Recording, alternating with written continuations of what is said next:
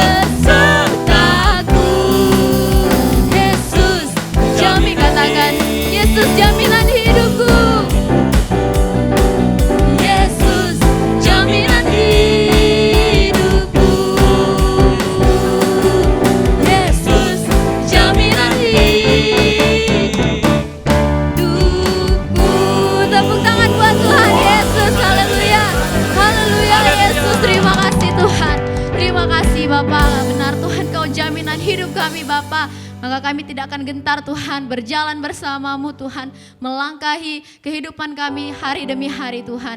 Kami percayakan Bapa, kehidupan kami, masa depan kami, harapan kami hanya ke dalam tangan-Mu saja ya Bapa. Pada malam hari ini Tuhan, kami siapkan hati, pikiran kami, pendengaran kami Tuhan, agar kami benar-benar mau Tuhan mendengarkan firman-Mu lebih lagi Bapa, agar tertanam di dalam tubuh kami, di dalam hati kami Tuhan. Kami serahkan Bapa firman Tuhan yang akan disampaikan pada malam hari ini, biarlah apa yang disampaikan oleh hamba-Mu itu semua berasal daripada Engkau saja ya Bapa. Terima kasih Yesus, terima kasih Tuhan. Sama-sama kita katakan amin. Shalom teman-teman, selamat malam. Apa kabarnya? Saya percaya semuanya pasti dahsyat, luar biasa. Yes, yes, yes. Nah, pada malam hari ini sebelum kita mendengarkan sharing firman Tuhan, mari saya undang untuk kita bersatu dalam doa. Tuhan Yesus, terima kasih Tuhan, terima kasih kalau malam hari ini Tuhan kami boleh berkumpul Tuhan, kami boleh mendengarkan Tuhan, boleh memuji dan menyembah Engkau Tuhan melalui ibadah online Youth Life Tuhan. Sebentar Tuhan, kami ingin mendengarkan firman-Mu Tuhan, kiranya Tuhan, biarlah kami boleh mempersiapkan hati kami Tuhan, dan telinga kami Tuhan. Biarlah firman yang disampaikan ini Tuhan boleh bertumbuh dan berbuah di hati kami Tuhan, dan juga merema dalam hidup kami Tuhan. Kau juga pakai hamba-Mu ini Tuhan, pakai lidah dan mulutnya Tuhan untuk menyampaikan sharing firman-Mu Tuhan Yesus. Terima kasih Tuhan, terima kasih Yesus. Dalam nama Tuhan Yesus, haleluya, amin. Oke, pada minggu ini aku pengen sharing firman Tuhan itu tentang unconditional love, yaitu kasih tanpa syarat. Nah, ini firman Tuhan hari ini nih menyambung tentang firman Tuhan kita minggu lalu. Kalau kita minggu lalu boleh membahas tentang bagaimana Tuhan menciptakan segala sesuatu di dunia ini, semuanya itu baik adanya, Tuhan ciptakan sempurna, Tuhan bahkan persiapkan yang terbaik untuk kita. Tuhan juga menciptakan kita secara spesial ya. Kita diciptakan oleh tangan Tuhan sendiri, serupa dan segambar dengan Tuhan. Nah, lalu kelanjutannya itu sharing firman Tuhan hari ini itu tentang bagaimana hubungan kita awal-awal waktu penciptaan itu, bagaimana hubungan kita dengan Tuhan. Baiklah, langsung kita masuk saja. Yang pertama itu, Tuhan sayang dan peduli dengan kita. Mengapa Tuhan sayang dan peduli dengan kita? Untuk tahu itu, mari kita baca di Kejadian 2 ayat 7 sampai 9, 5 sampai 18, 21 sampai 25. Baiklah, akan saya bacakan. Ketika itulah Tuhan Allah membentuk manusia itu dari debu tanah dan menghembuskan nafas hidup ke dalam hidungnya. Demikianlah manusia itu menjadi makhluk yang hidup. Selanjutnya, Tuhan Allah membuat taman di Eden, di sebelah timur. Disitulah ditempatkannya manusia yang dibentuknya itu. Lalu Tuhan Allah menumbuhkan berbagai-bagai pohon dari bumi, yang menarik dan yang baik untuk dimakan buahnya, dan pohon kehidupan di tengah-tengah taman itu, serta pohon pengetahuan tentang yang baik dan yang jahat. Lalu ayat ke-15, Tuhan Allah mengambil manusia itu dan menempatkannya dalam Taman Eden untuk mengusahakan dan memelihara taman itu. Lalu Tuhan Allah memberi perintah ini kepada manusia. Semua pohon dalam taman ini boleh kau makan buahnya dengan bebas. Tetapi pohon pengetahuan tentang yang baik dan yang jahat itu, janganlah kau makan buahnya. Sebab pada hari engkau memakannya, pastilah engkau mati. Tuhan Allah berfirman, tidak baik kalau manusia itu seorang diri saja. Aku akan menjadikan penolong baginya yang sepadan dengan dia. Lalu ayat 21, lalu Tuhan Allah membuat manusia itu tidur nyenyak. Ketika ia tidur, Tuhan Allah mengambil salah satu rusuk daripadanya, lalu menutup tempat itu dengan daging. Dan dari rusuk yang diambil Tuhan Allah dari manusia itu, dibangunnyalah seorang perempuan, lalu dibawanyalah kepada manusia itu. Lalu berkatalah manusia itu, inilah dia, tulang dari tulangku dan daging dari dagingku. Ia akan dinamai perempuan, sebab ia diambil dari laki-laki. Sebab itu, seorang laki-laki akan meninggalkan ayahnya dan ibunya dan bersatu dengan istrinya, sehingga keduanya menjadi satu daging. Mereka keduanya telanjang, manusia dan istrinya itu, tetapi mereka tidak merasa malu. Nah, kenapa saya tadi katakan kalau Tuhan itu sayang dan peduli? Pertama, Tuhan tuh memenuhi kebutuhan kita. Ketika di Taman Eden tadi kan, kalau kita baca sudah, Tuhan tuh menumbuhkan banyak pohon-pohonan dan buah-buahan yang untuk kita makan. Artinya Tuhan tuh memperhatikan apa yang kita butuhkan. Kalau kita lihat di kehidupan kita sekarang, mungkin contohnya Tuhan menyediakan kita tempat tinggal, Tuhan memberikan kita makanan sehari-hari. Mungkin juga Tuhan memenuhi kebutuhan sekolah kita, kebutuhan untuk transportasi atau kerja kita. Nah, lalu yang kedua, Tuhan tuh memberikan kita penolong. Karena kalau tadi kita baca di ayat sebelumnya, tidak baik manusia itu seorang diri. Jadi Tuhan tahu kalau kita manusia itu tidak baik seorang diri. Maka dari itu Tuhan ciptakan Hawa. Namun di kehidupan kita sekarang, penolong itu juga bisa berbentuk seperti keluarga, teman-teman kita. Dan yang paling penting, Tuhan telah mengirimkan penolongnya, yaitu Roh Kudus dalam hidup kita. Nah, lalu kita mempunyai hubungan yang baik dengan Tuhan.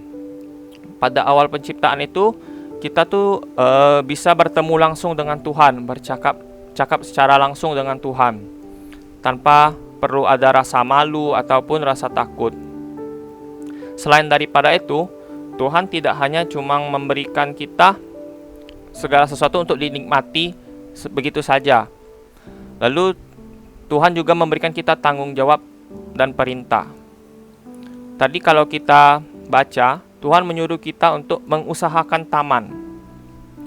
Nah, kalau kita lihat dari kehidupan kita sekarang, artinya apa yang kita miliki sekarang, baik itu talenta ataupun berkat-berkat yang Tuhan kasih, Tuhan ingin kita mengusahakannya supaya menjadi lebih baik. Lalu, Tuhan juga memberikan perintah, jangan makan buah pengetahuan yang baik dan buruk. Karena kalau tadi kita baca, ketika kita makan, Adam dan Hawa makan buah pengetahuan yang baik dan buruk, mereka mati. Nah, kalau dalam kehidupan sekarang, banyak sudah perintah-perintah Tuhan yang Tuhan berikan kepada kita. Untuk lebih lengkapnya, kita bisa banyak lihat di Alkitab ya. Contohnya seperti mengasihi sesama, mengasihi Tuhan, tidak boleh mencuri, tidak boleh membunuh, tidak boleh berdusta, dan masih banyak lagi bisa kita baca di Alkitab. Nah, tetapi setelah semuanya itu, semua kebaikan Tuhan yang berikan pada kita, namun manusia itu tidak taat. Teman-teman pasti tahu kelanjutannya, yaitu manusia itu jatuh dalam dosa. Bagaimana ceritanya? Mari kita baca dulu di Kejadian 3 ayat 1 sampai 12. Ayat pertama. Adapun ular ialah yang paling cerdik dari segala binatang di darat yang dijadikan oleh Tuhan Allah. Ular itu berkata kepada perempuan itu, "Tentulah Allah berfirman, semua pohon dalam taman ini jangan kamu makan buahnya, bukan?" Lalu sahut perempuan itu kepada ular itu, "Buah pohon-pohonan dalam taman ini boleh kami makan. Tetapi tentang buah pohon yang ada di tengah-tengah taman, Allah berfirman, janganlah kamu makan ataupun raba buah itu, nanti kamu mati." Tetapi ular itu berkata kepada perempuan itu, "Sekali-kali kamu tidak akan mati. Tetapi Allah mengetahui bahwa pada waktu kamu memakannya, matamu akan terbuka, dan kamu akan menjadi seperti Allah, tahu tentang yang baik dan yang jahat." Ayat ke-6, perempuan itu melihat bahwa pohon itu baik untuk dimakan dan sedap kelihatannya.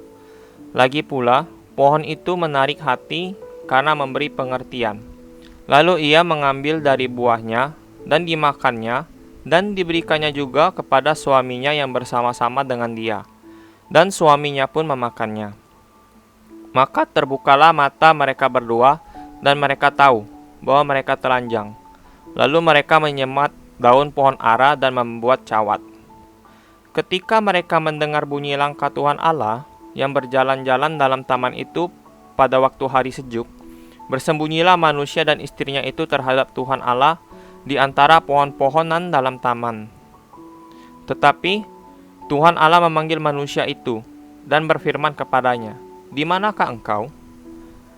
Lalu ia menjawab, "Ketika aku mendengar bahwa engkau ada di dalam taman ini, aku menjadi takut karena aku telanjang, sebab itu aku bersembunyi." Ayat 11, firman-Nya, "Siapakah yang memberitahukan kepadamu bahwa engkau telanjang? Apakah engkau makan dari buah pohon yang kularang engkau makan itu?"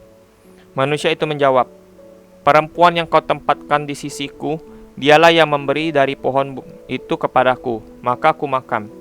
Kemudian berfirmanlah Tuhan Allah kepada perempuan itu, "Apakah yang telah kau perbuat ini?" Jawab perempuan itu, "Ular itu yang memperdayakan aku, maka aku makan." Lalu berfirmanlah Tuhan Allah kepada ular itu, "Karena engkau berbuat demikian, terkutuklah engkau di antara segala ternak dan di antara segala binatang hutan. Dengan perut mula engkau akan menjalar, dan debu tanahlah akan kau makan seumur hidup. Aku akan mengadakan permusuhan antara engkau dan perempuan ini, antara keturunanmu dan keturunannya. Keturunannya akan meremukkan kepalamu, dan engkau akan meremukkan tumitnya." Ayat 16, firman-Nya kepada perempuan itu, "Susah payahmu waktu mengandung akan kubuat sangat banyak. Dengan kesakitan engkau akan melahirkan anakmu. Namun engkau akan berahi kepada suamimu, dan ia akan berkuasa atasmu." Lalu firman-Nya kepada manusia itu, "Karena engkau mendengarkan perkataan istrimu dan memakan buah dari pohon yang telah kuperintahkan kepadamu, jangan makan daripadanya, maka terkutuklah tanah karena engkau. Dengan bersusah payah engkau akan mencari rejekimu dari tanah seumur hidupmu. Semak duri dan rumput duri yang akan dihasilkannya bagimu, dan tumbuh-tumbuhan di padang akan menjadi makananmu. Dengan berpeluh engkau akan mencari makananmu sampai engkau kembali lagi menjadi tanah, karena dari situlah engkau diambil. Sebab engkau debu, dan engkau akan kembali menjadi debu." Manusia itu memberi nama Hawa kepada istrinya, sebab dialah yang menjadi ibu semua yang hidup. Dan Tuhan Allah membuat pakaian dari kulit binatang untuk manusia dan untuk istrinya itu, lalu mengenakannya kepada mereka. Nah, setelah firman Tuhan yang tadi kita baca, kita tahu bahwa dosa masuk ke dalam dunia. Nah, apa itu dosa? Kalau kita singkatkan, itu dosa itu tidak taat atau melanggar perintah Tuhan. Apa yang Tuhan perintahkan, apa yang Tuhan sudah suruh, kita tahu, tapi kita tidak lakukan dan kita tidak taat. Bahkan kita langgar, itulah dosa. Lalu penyebab jatuh dalam dosa. Kalau dari firman Tuhan tadi itu, pertama tuh iblis ya penyebabnya. Kenapa? Iblis itu suka menghasut. Seperti tadi, iblis menghasut Hawa kalau dia tanya, semua buah-buahan di pohon ini boleh dimakan kan di dalam taman ini? Lalu si iblis juga memutarbalikkan fakta.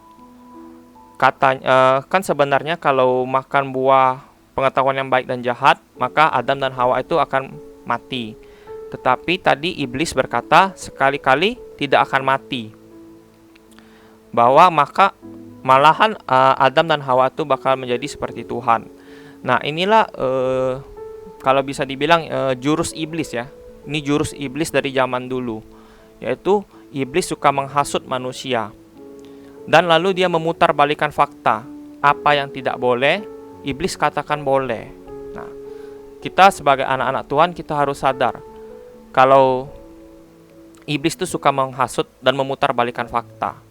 Nah, lalu penyebab kedua, manusia itu suka kompromi dengan dosa dan juga dengan iblis. Kenapa saya bilang seperti itu?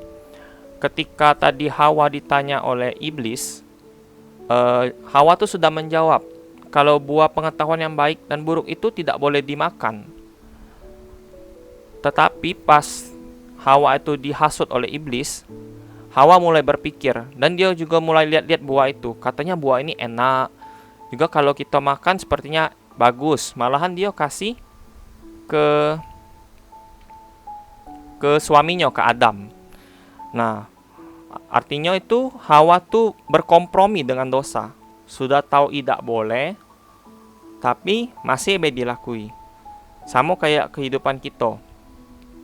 Kalau contohnya kayak tentang berbohong, kita yang masih sekolah kan, kita sering ulangan,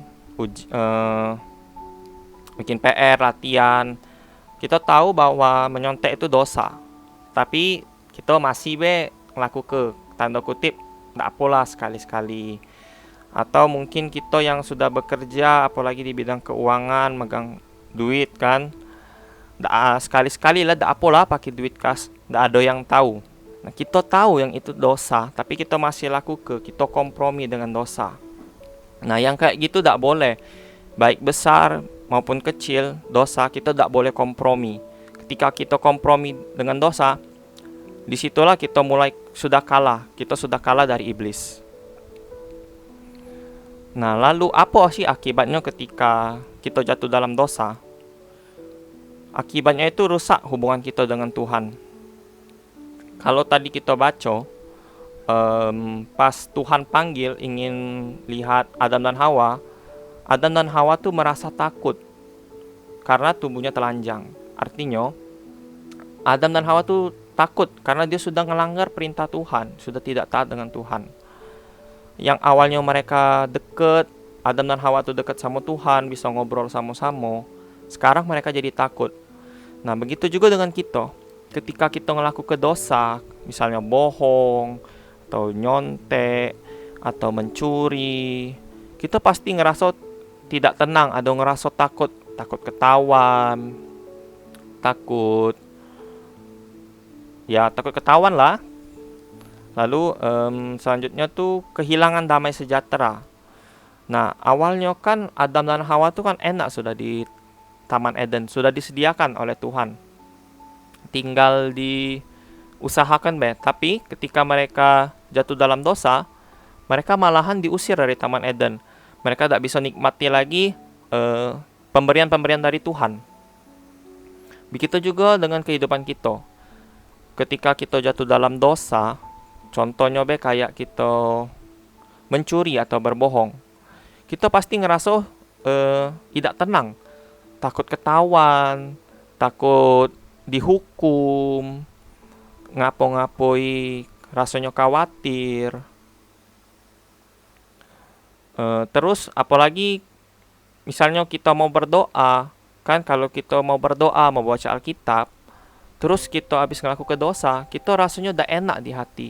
Aduh, aku sudah ngelakukan dosa, tapi nak baca firman Tuhan, nak berdoa, rasanya udah layak. Nah, itu akibat dari dosa. Kita merasa tidak enak, kita kehilangan damai sejahtera. Lalu kita mengalami berbagai macam kesulitan. Kalau kita baca tadi kan, yang perempuan tuh bakal sakit melahirkan, yang laki-laki tuh bakal susah payah mencari rezeki untuk makan. Nah, hasil dari dosa Adam dan Hawa ya sampai sekarang lah kita. Itu yang perempuan sakit melahirkan, yang cowok harus kerja untuk cari nafkah. Nah, jadi akibat dosa itu seperti itulah, tidak enak bagi hidup kita. Tetapi ada kabar baiknya, yaitu Tuhan tetap sayang walau kita berdosa. Kalau kita lihat kilas balik sedikit tadi, di ayat 21 tuh ada firman Tuhannya berkata, dan Tuhan Allah membuat pakaian dari kulit binatang untuk manusia dan untuk istrinya itu, lalu mengenakannya pada mereka. Nah, ini maksudnya apa? Ini maksudnya Tuhan tidak meninggalkan kita begitu saja dalam keadaan berdosa. Nah, korban yang tadi Tuhan lakukan membuat pakaian dari kulit binatang. Artinya inilah ada korban korban pertama untuk buat kulit binatang tuh artinya kan binatangnya itu kan harus dibunuh. Nah, ini harus dikorbankan. Nah, ini melambangkan korban penghapusan dosa pada zaman Perjanjian Lama. Kalau teman-teman sering baca Alkitab, untuk menghapuskan dosa zaman dulu itu kita harus mengorbankan hewan. Nah, Tuhan baik sebelum kita diusir keluar dari Taman Eden, Tuhan masih mengorbankan hewan atau membuat pakaian untuk kita, yang artinya Tuhan tuh menutupi dosa kita, menghapus dosa kita melalui korban hewan tadi, bikin pakaian. Artinya Tuhan masih sayang, Tuhan masih peduli, Tuhan masih pelihara dan sertai kita. Tuhan bisa kan langsung usir kita tanpa bikin ke kita pakaian untuk kita pakai pas di luar Taman Eden. Tapi Tuhan tidak seperti itu. Walaupun kita dalam keadaan berdosa, Tuhan masih sayang dengan kita. Nah, dan bukti sayangnya Tuhan itu sama kita ialah melalui Tuhan Yesus. Ketika Bapa memberikan anaknya sebagai korban tebusan dosa bagi kita, itulah bukti kasih Tuhan kepada kita. Walaupun kita berdosa, banyak pelanggaran, Tuhan mengampuni hidup kita. Lalu Tuhan ingin kita punya hubungan yang baik dengan Dia. Nah, melalui pengorbanan Tuhan Yesus Kristus di kayu salib, siapapun yang percaya pada Tuhan Yesus, kalau Tuhan Yesus bisa mengampuni dosa kita, kita diberi kuasa untuk jadi anak Allah. Dan kita bisa manggil Tuhan itu Bapa. Bayangkan, Tuhan angkat kita jadi anak Dia. Kita yang berdosa ini, ketika kita percaya sama Tuhan Yesus, Tuhan Yesus hapusi dosa kita, ampuni dosa kita. Lalu kita diangkat jadi anaknya. Lalu kita bisa panggil Tuhan itu Bapa. Artinya Tuhan tuh pengen kita punya hubungan yang baik dengan Tuhan. Nah, jadi sebagai kesimpulannya, pertama, kita sebagai anak Tuhan tuh harus sadar kalau iblis itu suka menghasut. Dia suka hasut teman-teman. Dia suka, yang kedua tuh, dia suka tadi memutarbalikkan fakta. Nah, lalu yang kedua, jangan kompromi dengan dosa. Ketika kita kompromi dengan dosa, nah disitulah kita kalah, disitulah kita bakal jatuh dalam dosa. Nah, namanya kita manusia pasti semuanya kita pernah jatuh dalam dosa. Pasti juga setiap hari pasti ada dosa yang kita lakukan. Tapi kita jangan berlarut-larut dalam dosa tersebut. Karena kita harus ingat kalau kasih Tuhan itu unconditional love. Kasih Tuhan itu tanpa syarat. Meskipun kita berdosa, kita banyak salah, Tuhan masih sayang dengan kita. Karena itu, Tuhan masih sayang dengan kita. Mari kita berbalik pada Tuhan. Mari kita minta ampun sama Tuhan buat dosa-dosa yang sudah kita lakukan. Kalau teman-teman ingat tentang perumpamaan anak yang hilang, anaknya yang sudah begitu durhaka, tidak tahu terima kasih, pas dia balik kepada bapaknya sambut dengan baik. Begitu pula dengan kita. Kita yang entah kita banyak dosa besar, dosa kecil, ketika kita minta ampun dan berbalik sama Tuhan, Tuhan pasti sambut kita dengan baik. Tuhan pasti ngampuni dosa kita. Dan ketika dosa kita diampuni dan kita berbalik dengan Tuhan, kita mempunyai hubungan yang baik dengan Tuhan. Nah, di situ hidup kita akan dipulihkan. Nah, mungkin sharing aku sampai di situ baik. Maka sebelum itu mari kita bersatu dalam doa. Tuhan Yesus, terima kasih Tuhan, terima kasih buat firman Tuhan hari ini yang Tuhan telah sampaikan Tuhan. Terima kasih Tuhan Yesus. Kiranya Tuhan, biarlah melalui firman Tuhan ini Tuhan boleh merema dalam hidup kami Tuhan. Biarlah Tuhan kami tidak ingin berkompromi dengan dosa lagi Tuhan. Biarlah kami sungguh-sungguh taat pada perintah-Mu Tuhan. Dan juga Tuhan, biarlah kami selalu ingat Tuhan bahwa Kau mengasihi kami tanpa syarat Tuhan. Kasih-Mu itu unconditional love Tuhan. Biarlah Tuhan kami yang masih berdosa ini Tuhan boleh berbalik pada Tuhan, boleh membangun hubungan yang lebih baik lagi dengan Tuhan. Terima kasih Tuhan Yesus. Sebentar juga Tuhan, kami ingin Komsel Zoom Tuhan, fellowship bersama Tuhan. Kiranya Tuhan sertai kami untuk komselnya berjalan dengan baik Tuhan Yesus. Terima kasih Tuhan, terima kasih Yesus. Dalam nama Tuhan Yesus, haleluya, amin. Oh ya teman-teman, ini ada pertanyaan untuk kita bahas mengenai sharing firman Tuhan tadi. Bisa dilihat ya di layar ini nanti. Oke, sampai jumpa teman-teman. Tuhan Yesus memberkati.